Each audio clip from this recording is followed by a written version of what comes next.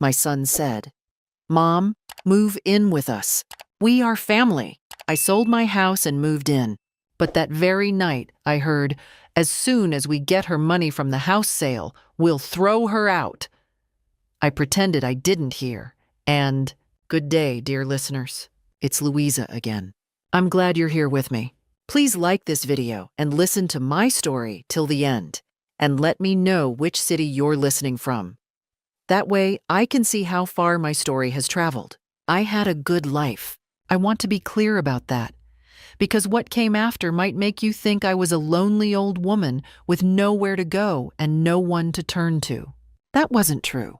I was 71 years old, retired after 32 years of teaching second grade at Millbrook Elementary in Dayton, Ohio, and I owned a 3-bedroom house on Clover Street that I had lived in for 44 years.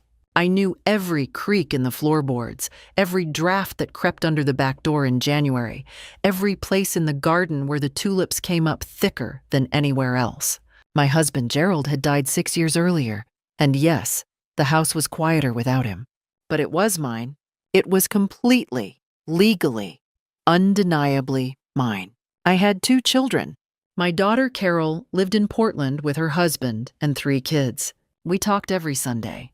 My son, Derek, lived 40 minutes away in Westerville with his wife Shannon and their teenage son, Brandon. Derek was 48 years old, broad-shouldered, soft-spoken, in the way that some men are soft-spoken when they want something from you. Shannon was 44, pretty in a tight, careful way, the kind of woman who always smelled like expensive lotion and never said anything directly. For most of his adult life, Derek had been a decent enough son. He called on birthdays. He showed up for Thanksgiving. He helped me carry the Christmas tree inside once when my back was bad.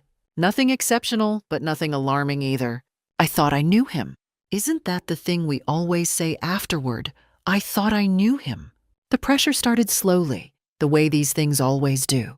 It began about 18 months before the night that changed everything.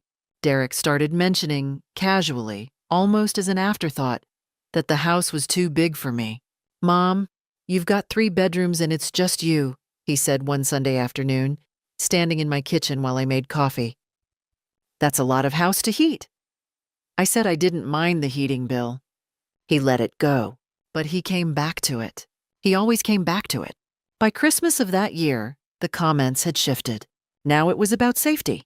What if I fell? What if there was a gas leak? What if I had a medical episode in the middle of the night? "We worry about you, Mom," Shannon said at the holiday table, touching my hand with her manicured fingers. "We just want to know you're taken care of." I smiled and said I was perfectly fine.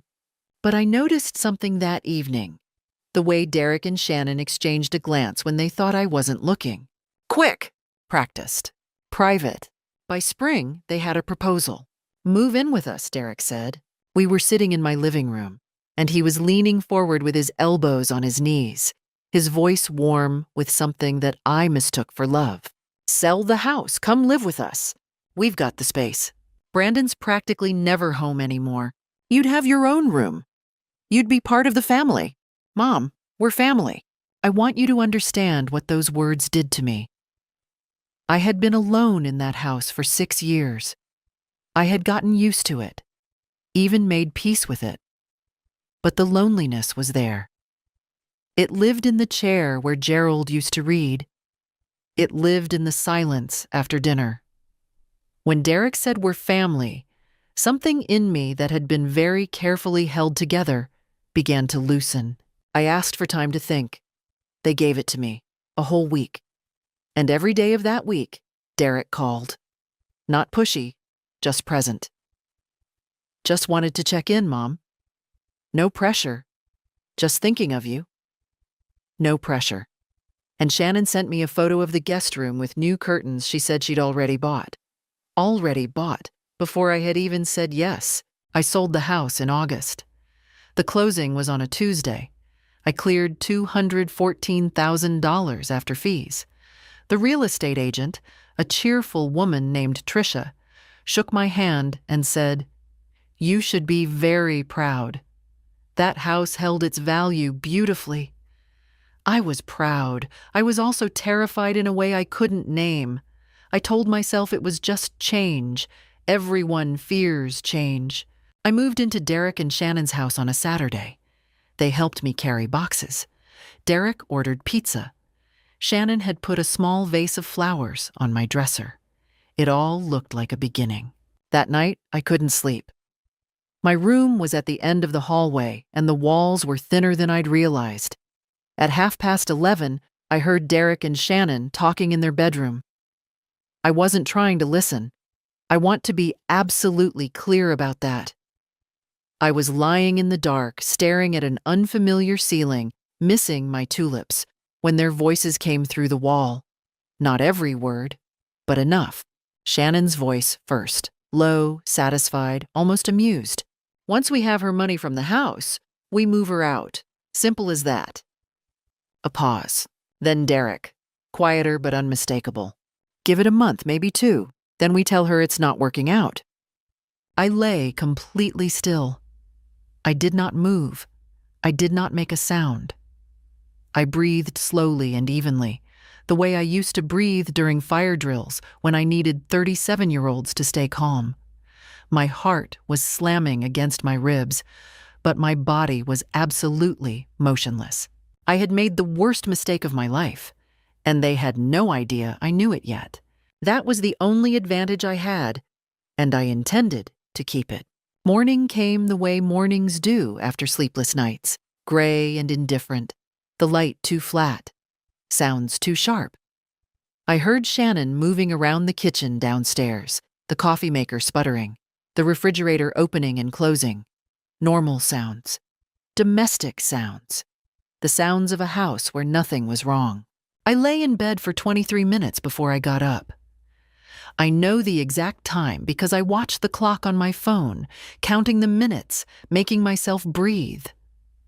I needed those 23 minutes to build the face I was going to wear that morning. Not a mask of suspicion, not a mask of anger. Just the ordinary, unremarkable face of an old woman adjusting to a new home. I went downstairs in my robe. Shannon was at the counter, scrolling through her phone. She looked up and smiled. That bright, careful smile, and said, "Good morning, Margaret. Sleep okay?" I told her I slept a little fitfully, just adjusting to the new space.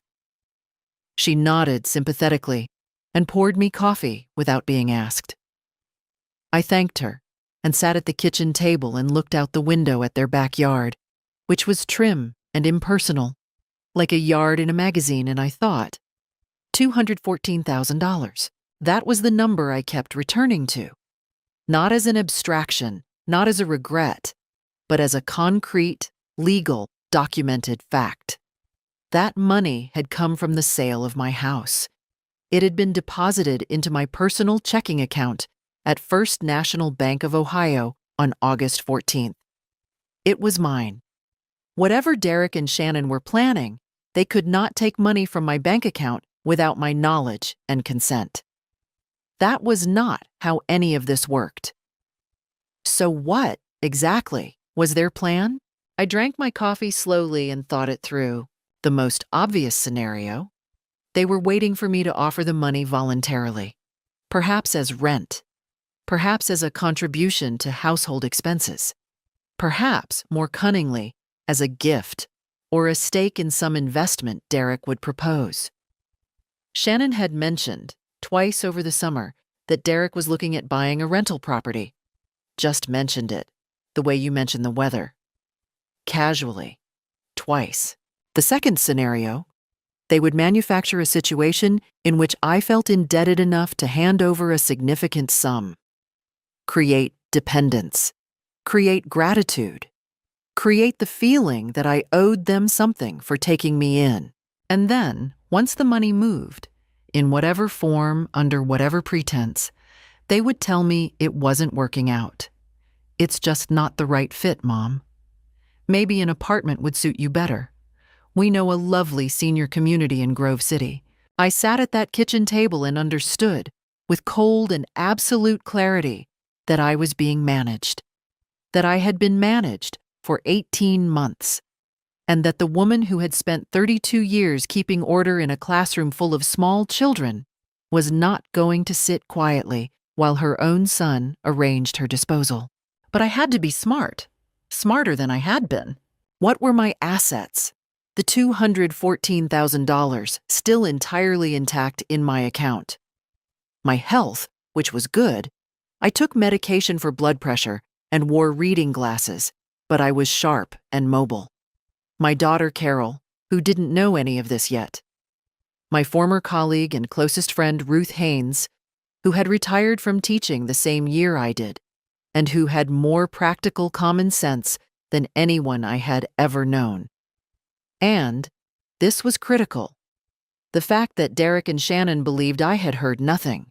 They believed I was a cooperative, slightly lonely old woman who had willingly walked into their plan. That was their mistake.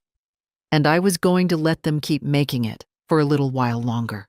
The first thing I needed was legal protection. I didn't know much about elder law specifically, but I knew enough to know that it existed, that there were attorneys who specialized in exactly this kind of situation, and that the worst thing I could do was make any financial moves, any moves at all, without professional guidance. If I transferred money out of my account too suddenly or in the wrong way, it could look suspicious. If I simply sat on it, they might find a way to pressure me into signing something. I needed to understand my rights and my options before I did anything visible. The second thing I needed was documentation. I had heard 2 sentences through a wall. That was not nothing, but it was also not enough. I needed to be careful about what I wrote down, what I saved, what I could eventually prove. Over the next few days, I played my role perfectly. I admired Shannon's kitchen organization. I watched football with Derek on Sunday and let him explain plays I already understood. I helped Brandon with a history essay about the Korean War. I had taught that unit for years. And for a moment, working with the boy, I felt something close to genuine warmth. He was not part of this. He was 17 and largely oblivious, which was probably the kindest thing I could say about his situation. But while I played my role, I was planning. On Monday, during the 2 hours when Shannon was at her Pilates class and Derek was at work and Brandon was at school, I sat at the small desk in my room with my laptop and searched. Elder Law Attorney, Westerville, Ohio, free consultation. I found 3 names. I wrote them down in the small paper notebook I kept in my nightstand. The one I had carried since Gerald was sick, where I used to write down his medication schedules. Now I wrote down attorney names and phone numbers in the same careful handwriting, as if I were making a grocery list. I was 71 years old and I had just declared war. I simply hadn't told anyone yet. I called the first attorney on my list on a Tuesday morning, using my cell phone with the door closed and the small white noise machine I'd brought from home running on the dresser. His name was Gerald Finch. Same first name as my husband, which I took as a small private sign, and his assistant told me he had a cancellation that Thursday at 2 o'clock. I said I'd take it. Getting out of the house without explanation was easier than I'd expected. I told Shannon I was meeting Ruth for lunch, which was not entirely a lie, because I called Ruth that same afternoon and told her enough of the truth that she agreed to meet me for coffee at 1 o'clock, giving me a genuine alibi before my appointment. Ruth listened to my summary of what I'd heard through the wall without interrupting, which was unusual for her. When I finished, she set down her cup and said very quietly, "Peggy, that is not okay." I told her I knew. She said, "What do you need?" And I said, "Right now, I just need you to know." That was the beginning of my support system. I didn't call it that at the time, but that's what it was. Gerald Finch's office was in a low brick building on East College Avenue, the kind of office that had framed certificates on every wall and a bowl of wrapped candies on the reception desk. He was a compact, serious man in his late 50s, with reading glasses pushed up on his forehead, and he listened to me for 20 minutes without once looking at his watch. When I finished, he said, "Mrs. Collins, What you're describing has a name. It's called financial elder abuse. It doesn't require physical coercion. Manipulation and undue influence qualify, and you have more legal standing than you may realize. He explained several things I had not known. First, that my $214,000 was entirely protected as long as it stayed in my name and I made no voluntary transfers. Second, that the house on Clover Street, now sold, was gone. I could not undo that transaction because I had entered it willingly and without evident coercion at the time. That loss was real and permanent, and I had to accept it. Third, that my living situation, residing in Derek's home with no written agreement, was precarious and could in fact be ended with proper notice, but that Ohio law required a reasonable notice period and could not be done in a retaliatory or abusive manner, particularly given my age and circumstances. What I recommend, Gerald Finch said, folding his hands, is that we begin documenting everything. Keep a dated log of conversations, requests for money, pressure of any kind. Do not transfer any funds for any reason without calling me first. And do not sign anything, without having me review it first. I told him about the investment in rental property that Shannon had mentioned twice. He nodded slowly. Classic setup, he said, not unkindly. A request is coming. When it comes, let it come. Don't refuse dramatically. Stall. Say you need to think about it, that your financial advisor needs to review it. He wrote his cell phone number on the back of his business card. Call me when it happens. I drove home feeling something I hadn't felt since Saturday. Equipped. But it was what happened that evening that gave me my first real evidence. Shannon had mentioned, earlier in the week, that she was decluttering the study. The study was a small room off the hallway that had once been, apparently, a home office for Derek. Since I'd arrived, it was used mostly for storage. Shannon asked me pleasantly if I could help her sort through some boxes Thursday evening, since my good eye for organization would be useful. I agreed. This was the performance I was still committed to.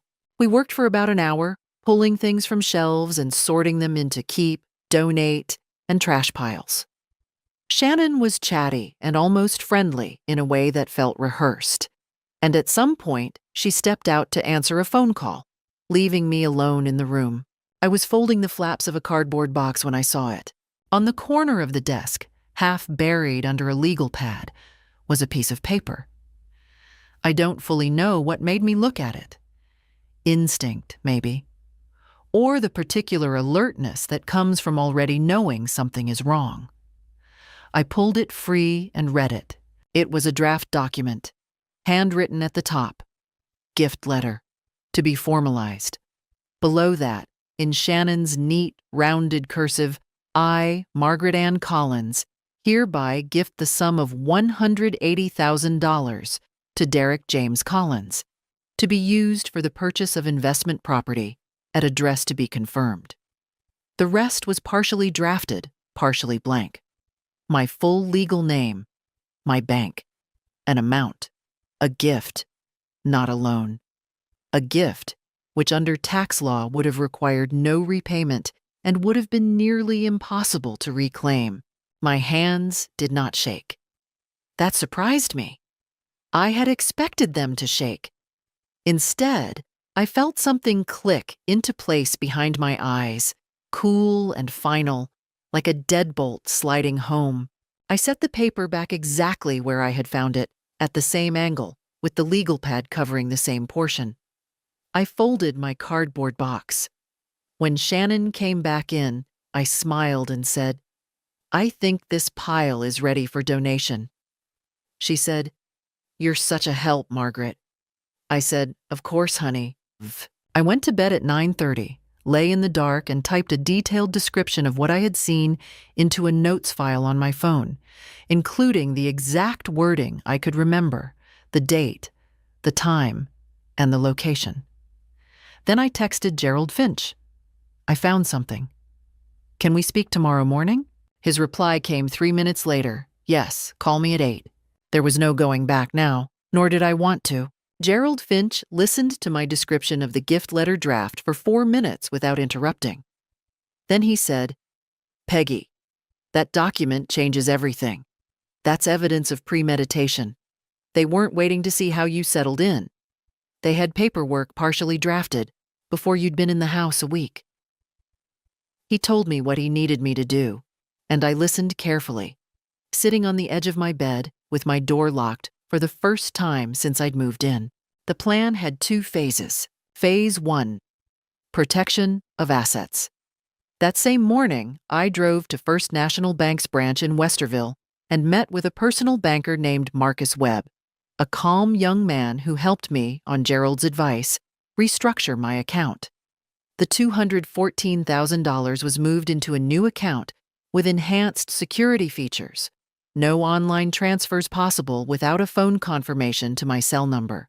No large withdrawals without a 48-hour written notice, and a beneficiary designation formally added naming Carol. I also opened a small secondary account, a checking account with only $3,000 in it.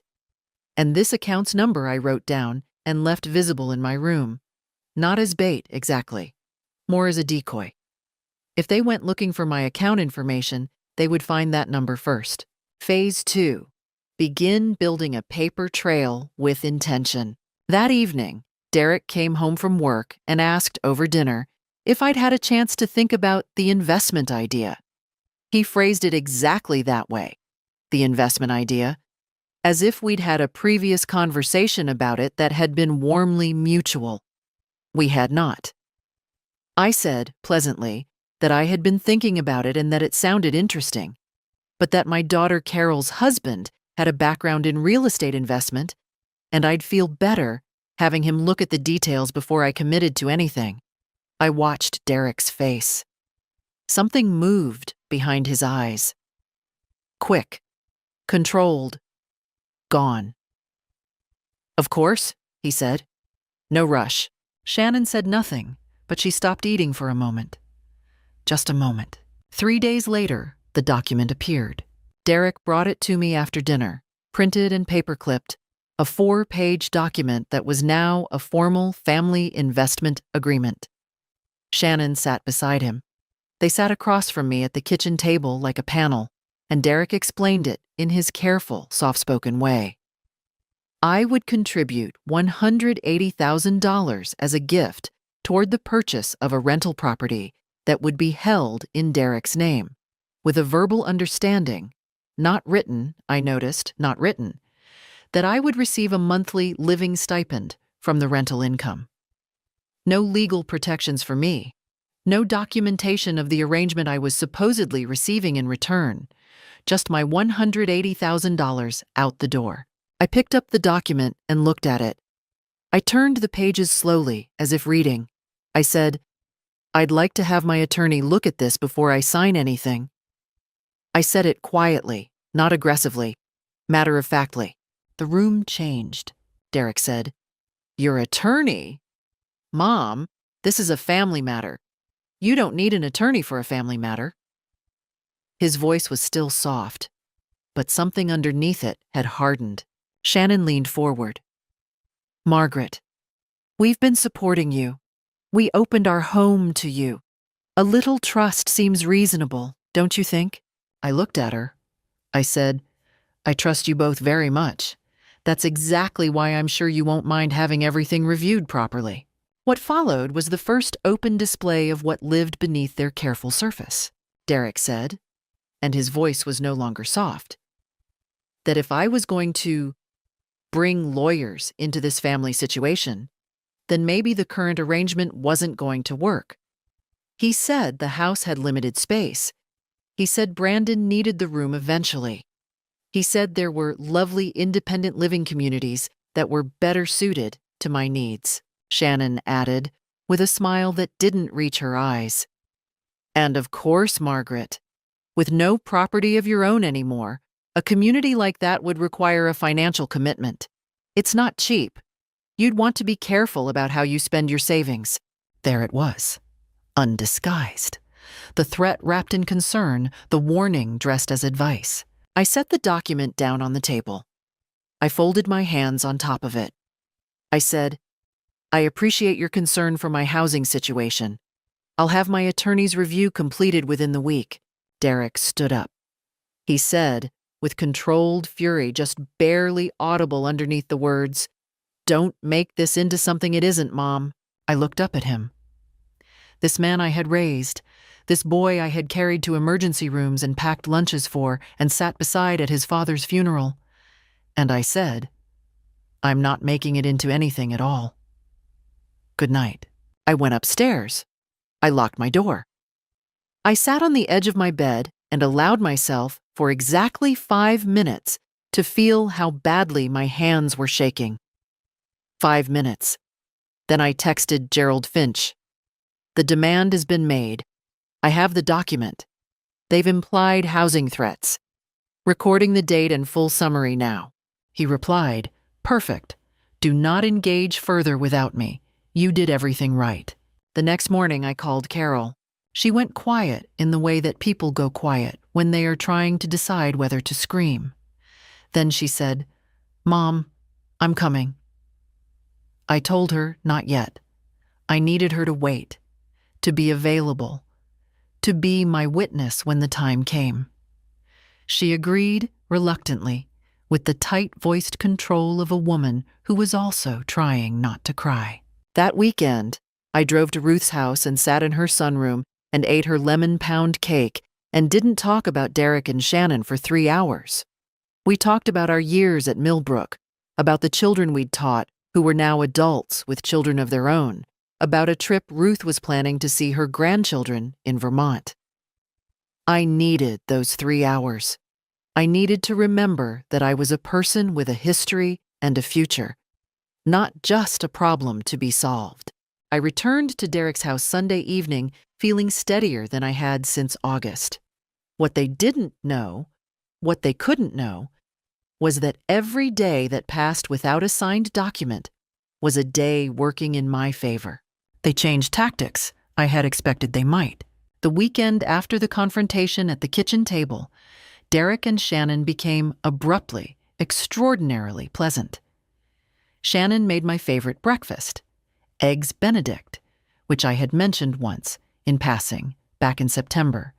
The gesture was so calculated that it almost impressed me. Derek asked about my teaching years at dinner, with what appeared to be genuine interest. Brandon, who was largely indifferent to the household drama happening around him, showed me a paper he'd gotten a B+ on and seemed genuinely pleased when I said it was well-reasoned. For a few hours on that Saturday, the house felt almost like the thing they had promised it would be. I was not fooled, but I was careful not to show that I wasn't fooled. This is a skill that teaching gives you. When you have spent 32 years managing rooms full of children who are testing boundaries, reading your reactions, looking for weaknesses in your composure, you develop a kind of settled neutrality that is not coldness. It is patience with structure underneath it. I knew how to wait. I knew how to smile without conceding anything. I had once managed a classroom with a broken heater in February for 6 hours before the principal arranged a solution, and every child in that room had stayed warm and focused because I had decided they would. I could certainly manage 2 adults who wanted my money, so I accepted the Eggs Benedict. I answered Derek's questions about Millbrook with real stories, because the real stories were harmless, and the telling of them cost me nothing. I sat in that kitchen and was pleasant, and behind my pleasant face, I was thinking about a second meeting I'd had with Gerald Finch on Wednesday, in which he had advised me about the next phase. "They'll try the soft approach," he had said, not quite predicting but close enough. When manipulation fails, people who've invested this much in a plan tend to recalibrate rather than abandon it. Expect kindness. Expect another version of the ask, softer, smaller, more reasonable seeming. He was right. By Sunday afternoon, Derek brought it up again, this time framed entirely differently. We were sitting on the back porch. It was a cool, clear October day, the kind that Ohio does well, the maples in the yard beginning to turn. Derek brought out 2 mugs of coffee without being asked, handed me one, and sat down beside me. Not across from me, beside me. His voice when he spoke was different from the voice he'd used at the kitchen table. Quieter, with something in it that almost sounded genuine. "Mom," he said, "I think things got tense the other night, and I'm sorry about that. Shannon gets stressed. I get stressed. We shouldn't have made it feel like pressure." He looked at his mug. "The truth is, we just want this to work. All of us, together." I waited. "I was wondering," he continued, "if we could start over with the conversation. Not the formal document. Forget that. I just thought, maybe something smaller. Even 50,000 as a loan this time, documented however you want, whatever terms feel right to you. We'd write every word of it ourselves together if you wanted. 50,000? Not 180,000. An adjustment, a recalibration, exactly as Gerald had predicted. I looked at the maple tree in their backyard. A beautiful tree. I thought about the maple in my garden on Clover Street, which I had planted with Gerald the first year we moved in. That tree would have been 44 years old this fall. I said, "Derek, I appreciate you saying that. Let me continue thinking about it. I want to make sure any financial decision I make is the right one for both of us." I turned and smiled at him. "You understand." He smiled back. But his eyes were calculating the distance between what I'd said and an agreement. They did not get an agreement, not that day. I continued to build my support structure quietly, in the margins of days that looked, from the outside, perfectly ordinary. Ruth had, by this point, become my operational partner, though neither of us used that word. She was the only person outside of Gerald Finch and Carol who knew the full picture. She had a key to her house, 15 minutes away, and we had established a simple understanding. If I texted her the word rain, she would call me within 10 minutes with a reason for me to come over. It was a safety valve, a way out of the house on short notice if I needed to think clearly or avoid a confrontation. Carol, in Portland, had spoken with her husband, Tom, who knew a real estate attorney in Columbus. He had looked at Carol's request into the property Derek was allegedly purchasing. I had given her the partial address from the gift letter draft I'd memorized. What Tom found was interesting. The property existed, had been under contract for 2 weeks, and the contract was held by a company called DS Property Solutions, LLC. DS Derek and Shannon. They had already formed the LLC. They had already tied up the property. They had done all of this before asking me for a single dollar, Gerald Finch said when I relayed this. They were counting on your money to close the deal. Without it, they may be in trouble with their timeline. He paused. "Peggy, I think we're getting close to the moment where we need to take the next step." I asked him what the next step was. He told me. I sat with it for 2 days. I prayed about it. I thought about Gerald, my husband, and about what he would have said. He was a gentle man, but he had no patience for dishonesty, and none at all for anyone who tried to harm his family. I thought he would have said, "Peg, you already know what you need to do. You've known since the first night." He was right. He usually was. I called Gerald Finch back and said, "Let's do it." They came to me on a Wednesday evening in late October, and they came together, which I noticed immediately. When Derek had spoken to me on the porch, he had come alone, casual, conciliatory, managing the situation solo. This time, they both sat down at the kitchen table before dinner and asked if we could have a family conversation. Shannon had brought a notepad, which she set on the table in front of her. A notepad. As if we were in a meeting. I sat across from them and folded my hands and waited. Shannon spoke first, which was a change. "Margaret," she said, "we've been doing a lot of reflecting this past week. We feel like there's been a misunderstanding, and we want to clear the air." Her voice was measured, warm, the voice of a woman who had rehearsed this opening several times. We realize that the way we presented the investment opportunity may have felt overwhelming. That wasn't our intention. She glanced at her notepad, glanced at her notepad, as if she needed talking points for a conversation with her mother-in-law. We want you to know that our first priority has always been your comfort and security here. Derek nodded. We love you, Mom, I said. I know you do, Shannon continued. The thrust of what followed was this. They had spoken to a financial advisor. She named a firm I didn't recognize, who had confirmed that a gift of this nature was not only normal in family situations, but was actually in my best interest from a tax perspective. They had had the family investment agreement reviewed by this advisor, who had made some changes. She slid a new version of the document across the table toward me. It was the same document, more professionally formatted, with 3 new paragraphs I would have had to study carefully to fully understand. We're asking for $60,000 this time, Shannon said. Not 180, just 60. As a genuine gift from you to us, because we're family, and because this investment will benefit all of us in the long run. She smiled. The rental income would cover your expenses here, Margaret. You'd never have to worry about money. Doesn't that sound like exactly what you need? There it was. The curtain pulling back just slightly. Your expenses here. As if I were already paying to live in their home. As if my presence had a cost they were generously deferring. I looked at the document. I did not touch it. Shannon, I said, I appreciate you and Derek thinking carefully about this. I want to be straightforward with you both.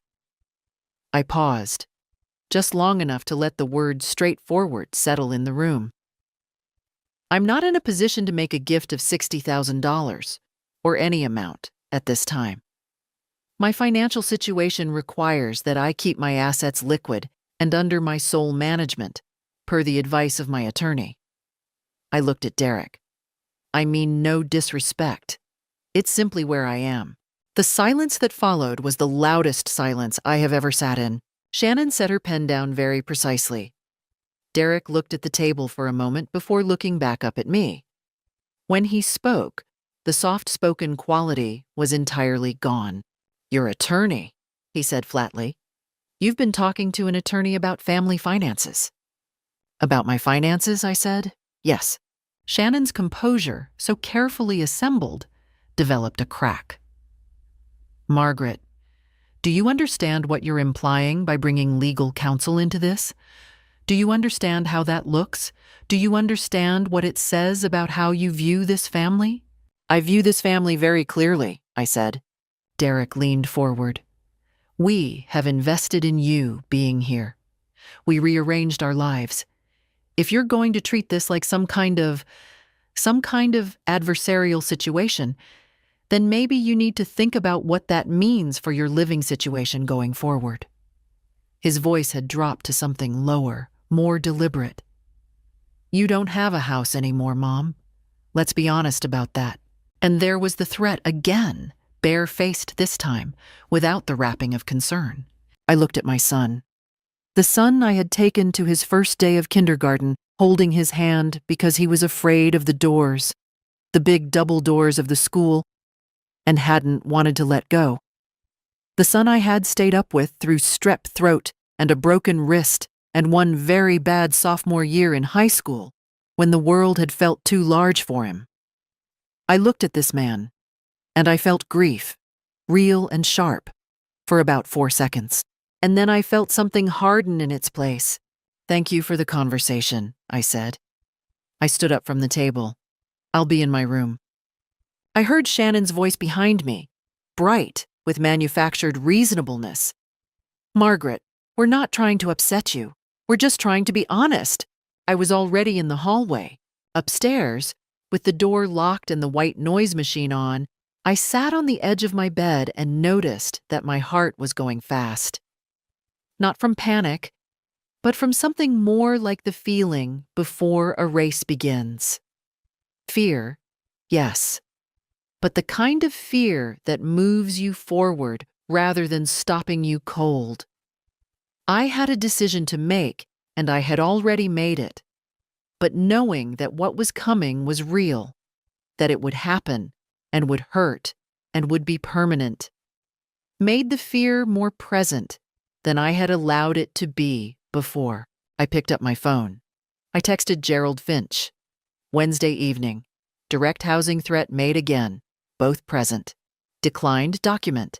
Ready to proceed on the timeline we discussed. Then I texted Carol, "It's time. Can you and Tom be in Columbus the weekend of November 8th? Carol replied in 4 minutes, "We'll be there. Are you okay?" I thought about that question for a moment. I typed, "I'm better than okay. I'm ready." The weekend of November 8th arrived overcast and cold, the kind of Ohio November morning that smells like wet leaves and approaching winter. I was up by 6. I dressed carefully. Dark slacks, a blue sweater that Carol had given me 2 years ago, my good earrings. Gerald used to say I looked like a school teacher who meant business when I wore those earrings. That was precisely the effect I was going for. Carol and Tom had arrived the night before and were staying at the Hilton Garden Inn on Polaris Parkway, 12 minutes from Derek's house. We had dinner together at the hotel restaurant, the 3 of us, and Carol had held my hand across the table for a long moment without saying anything, which was more comforting than anything she could have said. Tom, who was a steady, practical man and who had been Carol's husband for 23 years, had gone over everything quietly with Gerald Finch by phone that afternoon. Everyone knew their role. Gerald Finch arrived at Derek and Shannon's house at 10 a.m. He had called ahead and told Derek only that he needed to speak with the family on behalf of his client, Margaret Collins, and that the meeting would be brief. Derek had agreed, presumably because declining would have looked worse than agreeing. I was sitting in the living room when Gerald walked in, briefcase in hand. Shannon came downstairs in the kind of carefully casual outfit that took 20 minutes to assemble, and Derek stood near the fireplace with his arms crossed. Carol and Tom sat on the sofa beside me. Brandon, I was relieved to see, was at a friend's house for the morning. Gerald sat down, opened his briefcase, and placed 3 documents on the coffee table. He explained the first document. It was a formal letter on legal letterhead addressed to Derek and Shannon Collins, notifying them that their verbal statements. Specifically, the statements overheard by Margaret Collins on the night of August 15th regarding the planned exploitation of her home sale proceeds had been documented, dated, and filed. He noted that the subsequent draft gift letter found in the study, the formal investment agreement presented on 2 occasions, the explicit housing threats made on October 14th and October 28th, and the pattern of financial pressure over 18 months constituted documented evidence of attempted financial elder abuse under Ohio Revised Code, Section 2913.02 and related elder protection statutes. The second document was a notice of intent to vacate, not against me, but addressed to me, prepared by Gerald on my behalf. It was dated for my convenience. I was formally notifying them that I intended to vacate their property by November 22nd, having secured alternative housing. This was important legally. By leaving on my own terms and on my own schedule, I preserved every right I had and gave them nothing they could use against me. The third document was addressed to DS Property Solutions LLC, Derek and Shannon's company, formally alerting them that any attempt to access Margaret Collins's financial accounts, to obtain her signature under duress, or to harass or threaten her in any form, would result in the filing of a formal complaint with the Ohio Attorney General's Elder Justice Division and the initiation of civil proceedings. Derek's face during this reading was something I will not forget. It moved through stages, confusion, then a rapid recalculation, then something that looked, for a moment, like the face of a much younger man who had just realized he was in serious trouble. He tried to interrupt twice. Gerald Finch paused each time, looked at him, and said, "I'll give you an opportunity to respond when I've finished." Shannon did not move. She sat in the armchair she'd taken when she came downstairs, and her face went very still in a way that was not composure, but something closer to suspension, as if her system had temporarily shut down. When Gerald finished, Derek spoke. He said the overheard conversation had been taken out of context, which was, under the circumstances, almost funny. He said the gift letter draft was Shannon's rough thinking that was never meant seriously. He said the housing threats were expressions of frustration during a tense family moment. He was speaking quickly, which was not like him. Derek always spoke slowly, by design. He was losing the pace of himself. Shannon found her voice. She said, "This is an attack on our family. Margaret, whatever these people have told you," she gestured toward Gerald and Tom, "whatever picture they've painted, you know us. You know us." I looked at her. I said, "Shannon, I've been living in this house for almost 3 months. I think I know you quite well enough." Carol, beside me, said nothing. She didn't need to. Her presence was the sentence. Derek made one final attempt. He said, "Mom, don't do this. Whatever it costs to fix this, whatever you need to hear, we can work this out as a family. You don't need attorneys. You don't need documents. You just need to tell me what you want." I looked at my son for a long moment. What did I want? I wanted the house on Clover Street back.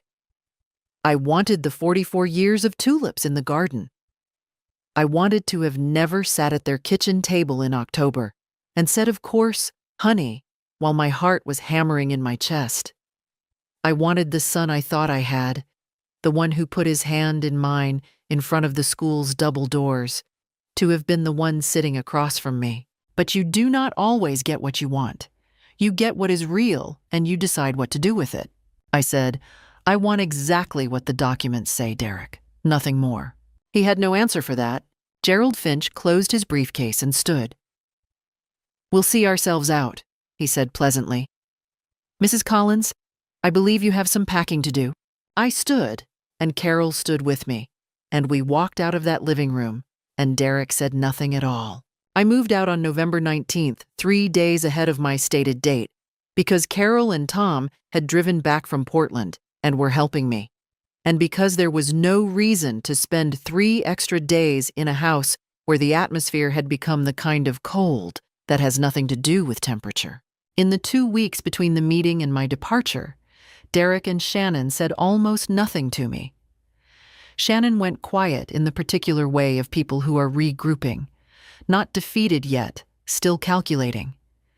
Derek came home later than usual and left earlier, and spoke to me only when absolutely necessary in clipped, neutral sentences about logistics. Once, passing me in the hallway, he said, "This isn't over." I said, "All right," and went into my room. It was over. The place I moved to was a 2-bedroom apartment in a complex called River Bend in Worthington, 15 minutes from Ruth's house and 20 from Gerald Finch's office. I had found it with Carol's help in the 2 weeks after the meeting, during afternoon hours when the house was empty.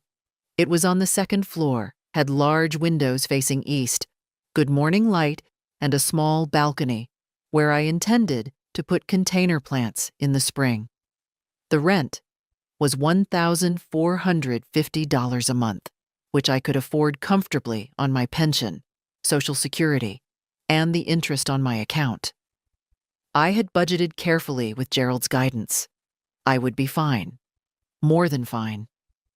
The formal complaint to the Ohio Attorney General's Elder Justice Division was filed on November 20th, the day after I moved out. Gerald Finch filed it. It was not punitive in spirit, or at least, it was not only punitive. It was documentation. A matter of public record. A flag on Derek and Shannon Collins's names in the context of elder financial abuse proceedings. This meant that DS Property Solutions LLC would be subject to review if any future similar complaints were filed. It meant that what they had attempted, and it had been an attempt, a documented and specific one, existed in a file that did not go away. The rental property deal, Tom later confirmed through his contact, fell through. The LLC had been counting on outside capital to close. Without it, the contract lapsed. Whether Derek and Shannon ultimately pursued the investment through other means, I never fully learned. I had stopped tracking their business decisions by December.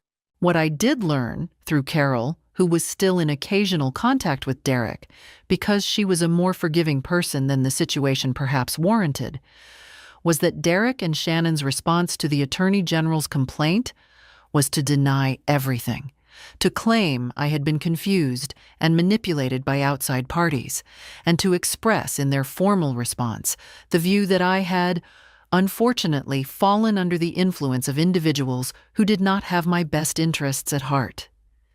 Gerald Finch's response to this, when he told me, was a dry half-smile.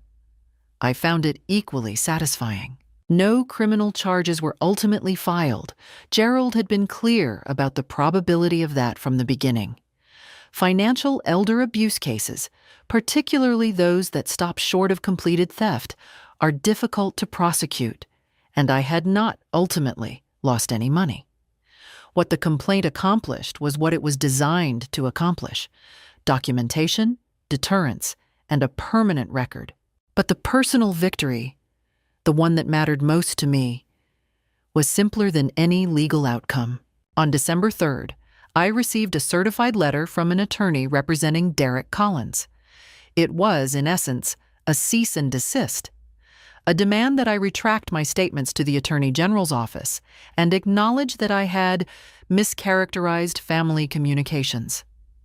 Gerald Finch wrote a 4-paragraph response that I read 3 times because I found it so precisely and completely satisfying. The final paragraph informed Derek's attorney that his client would do well to consider whether further engagement served his interests, given the documented record already in existence. We heard nothing further. I hung up the phone after Gerald read me that paragraph, and I sat in my new apartment with its eastern-facing windows, and outside, it had begun to snow.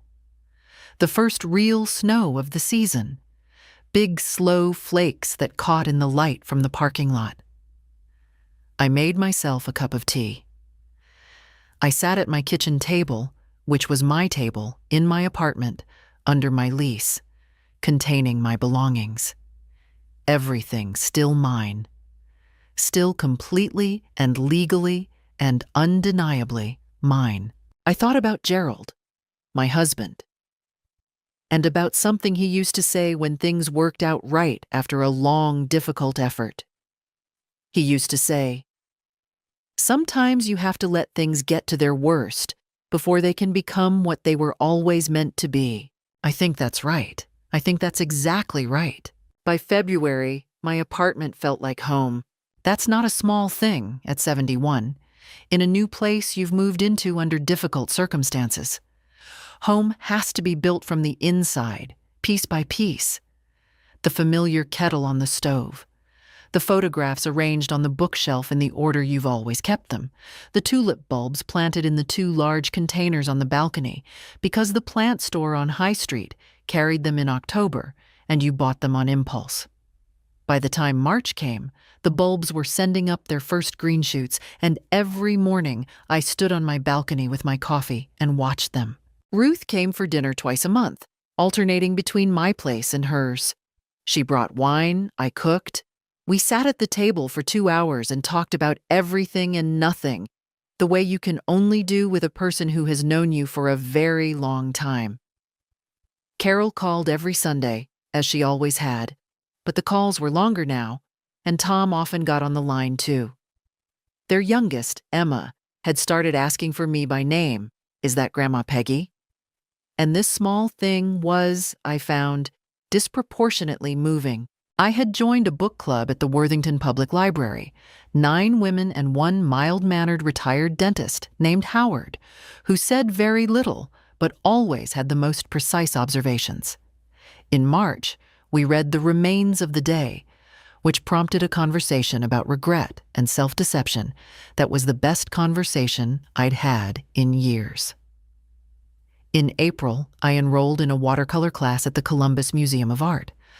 I had no talent and no illusions about acquiring any, but there was something meditative about sitting in front of a sheet of paper with a brush and a palette of color, trying to make the thing in your hand match the thing in your eye. I was happy. Straightforwardly, quietly, genuinely happy. Not the performed contentment of someone making the best of things, but the real kind that comes from knowing who you are, where you stand, and that you handled yourself with integrity when the test came. As for Derek and Shannon, DS Property Solutions LLC dissolved by January. The rental property deal had not been revived. Tom's contact confirmed that Derek's finances had become a source of significant friction. He had apparently been carrying their mortgage on one salary, while Shannon's hours at her marketing firm had been quietly reduced since September, before my arrival. This explained, in retrospect, the urgency behind the timeline they'd constructed. They had needed my money not for investment in the abstract, but because they were already in trouble and had no other plan. This did not give me the satisfaction I might have expected.